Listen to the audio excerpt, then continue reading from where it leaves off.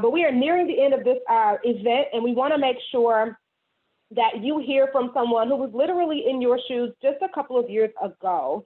And so Mr. Frank Lawrence Jr. is a dynamic young man who has just done a great job with getting scholarships, making sure that he's sharing about his experience. And he wrote a really, really, really incredible essay. So remember what I said, the GPA and the ACT or the test scores and all of that, that only makes you eligible for scholarships. What wins student scholarships is what they put on paper about who they are, what they want to do, who they plan to become. And Frank has done an incredible job of doing that.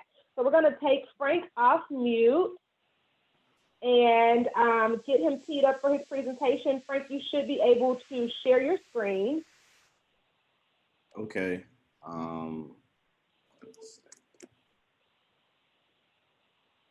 We're going to spotlight your video as well.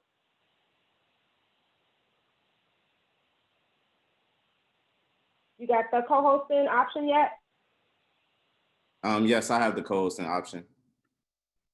Okay, so it's all for you. Knock it out. Okay, 1 second.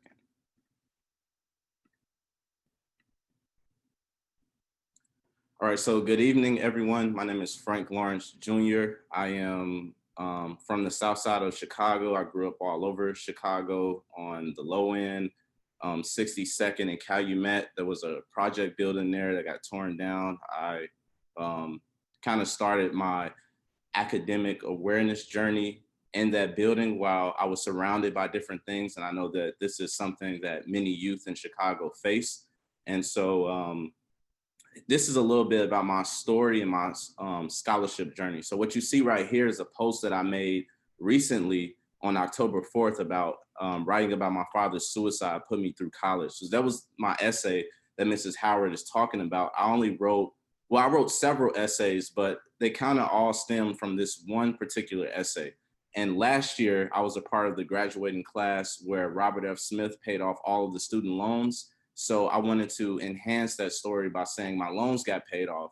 But prior to that, this traumatic moment and something that I experienced and wrote about and really put thought into helped me get to that moment of graduation. So this is what it looks like. And I started this in January of 2014. It says last edit was on on January 3rd, because I wanted to look at what I was doing when I was a senior in high school for when I was a freshman in college and kind of recreate that process. And as you can see here, it says scholarships, get money, because I made it a funny approach to the scholarship process due to the fact that I felt like it was such a large obstacle. And you see that I have these clapping hand emojis on the side because I had to be my greatest supporter. Because honestly, coming from a low income community and knowing what you're up against, like $40,000 a year, and knowing that people around you may not have the most support or idea that you can get into the school of your choice, I had to become that for myself. So this is kind of what that looks like. And where you see the 2 red X's, those are scholarships that I did not get.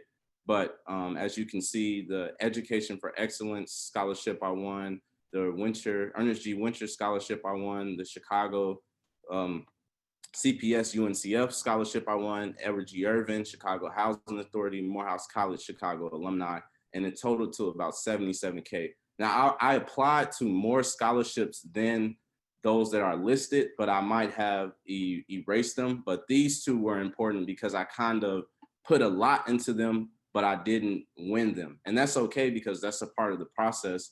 And that's why on the next slide, you'll see it's important to cast a big net, but keep going. So these are a few of my scholarship tips, and I'll try to expound on them the best I can in this time period. So the first thing is to look it up and research. This not only applies to the scholarship, but the scholarship foundation and the person who you may find yourself in an interview with. At the time, I was absorbing as much information as possible because like I said, I knew that I didn't have $40,000 to pay to go to Morehouse. I barely would have enough money to get on the bus, and it was 75 cents at the time. So I tried to find creative ways to make an impact. and looking it up, the scholarship, the background, how it was founded, who is Ernest G. Winter? Why did he choose to create a scholarship fund and give $30,000 to students, like things like that. The second thing is using your resources and asking everyone for help. And this relates to your essay or looking for scholarships or anything. Once you have a goal, you have to be fully committed to the goal. So when you meet someone, you can articulate that this is what you want to do. And the more that you become able to articulate that, the more that people will be receptive to helping you. And it's okay because some people won't help you or they won't know, but it's important to try everybody because everyone has something to offer. The third tip is to apply for everything. So as shown on my previous slide, I applied to at least, I want to say at least about 13 scholarships, and I ended up winning about somewhere between 5 to 8.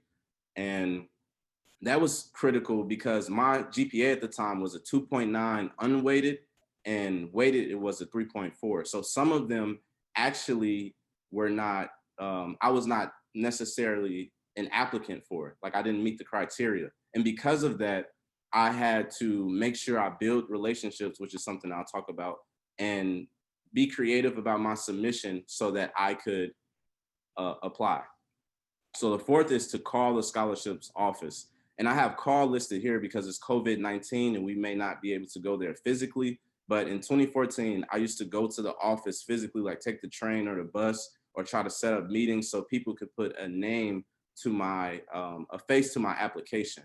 And that was important because I knew some students or most students were not going that extra mile to meet or speak with these different scholarship offices. And that made me a more competitive applicant.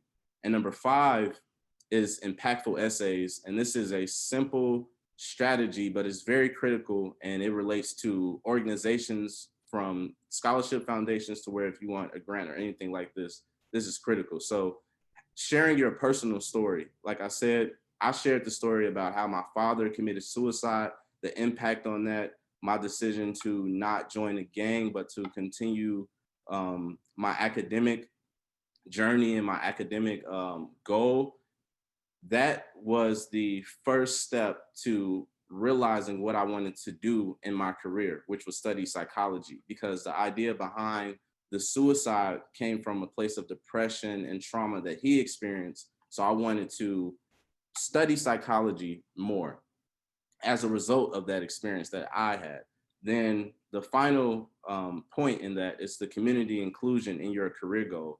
As a result of wanting to study psychology and having experienced suicide personally, I know that this is, after doing research, I know that this is a common thing in the Black community that may not be discussed as much. Well, it's a common thing across many communities that we don't necessarily speak about.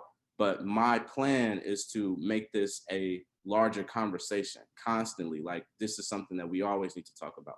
And number 6 is to get feedback on your essays, which was mentioned throughout the session. And I think that's critical. And this goes back to number 2. I asked everybody to read my essays, from my friends who were seniors with me, maybe a junior, my counselor, my aunt, my uncles. Tell me what do you get from my essay? How does it make you feel? And how can I make it better? Because the more people that do that, the better your essay will be. Number 7 is network and follow up. And this is centered around relationship building. So when you network and you meet someone, it's important to not only like take their business card or take their information, but ask them how they're doing. Ask them how you may be a resource to them, even if you can't offer anything. Like I was a senior in college asking people like Mrs. Howard, how can I help? And, you know, she's in this large position and I'm just a senior, but sometimes there may be things that you can do. But and just the idea of you extending the arm and saying, how can I help you? People will want to help you in your process. And number 8 is organizing your process. And this is critical because going back to this previous slide, I was finding out scholarships that my counselors didn't even know about because I was constantly hungry and on it and trying to make my dream a reality. So I made sure that I would check the CPS scholarship website constantly for updates. What new scholarships were available? Did I miss any? Could I contact those that I missed? and see if I could still apply and things like that. Number 9 is do not wear other people's doubts. And as I mentioned on the previous slide as well, people didn't necessarily believe that I could get into Morehouse. My very first conversation with my counselor when I told her that I wanted to go was like, oh, Morehouse is expensive. And then I won my first 30,000 scholarship. And she was like, oh, we're going to Morehouse. And in my mind, I was like, I was always going to Morehouse. But people will doubt you. And that's important to push off, but set up parameters for yourself, like the hand clap, like do some self-love tactics and continue to believe in yourself. And number 10, the 10th tip is up to you. So I have in the corner, giving up is never an option. And no matter the goal, you can do it. But it's all up to you at the end of the day. How hard do you want to go? Do you want to be engaged? Are you going to take that extra step to stay behind in events or contact the different people who have presented throughout this presentation? Your success is up to you. And that's all. Thank you so much, Frank. You see why Frank was here tonight? So of all the things that we can tell you, sometimes you need to hear it from someone who looks like you, who feels like you, who's been in the position that you've been in. And that's exactly what Frank was. And so I'm just grateful to have him in this space, his willingness to share. You will get some tips from him as well. Just a phenomenal young man who was really, really focused. And ironically, some of the resources that we have in place now weren't even around when Frank was in high school.